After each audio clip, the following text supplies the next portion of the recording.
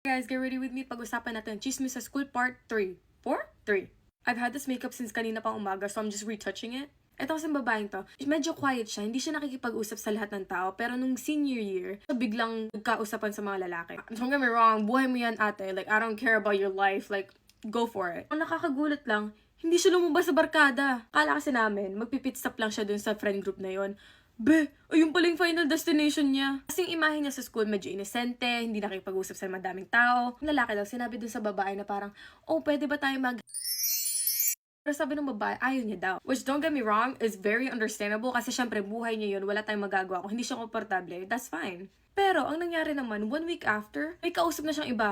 Yung pangalawa, medyo matangkad, may salamin, ganon. Tapos, guess what? Para sa barkada sila. I think nag-uusap sila for about mga 2 weeks, 3 weeks, ganon. But then they stopped. Alam mo kung bakit? Sabi ng babae, naboboard na daw siya, kaya parang ayaw niya na daw makipag-usap. And I was like, huh?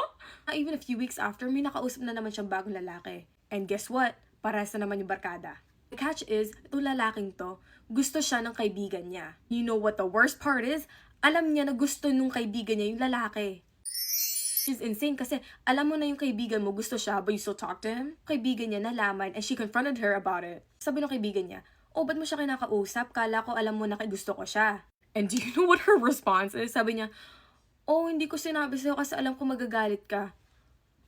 Kung alam mong magagalit siya, ba't mo pa ginawa in the first place? Like, common sense naman, di ba? Pero hindi siya tumigil doon.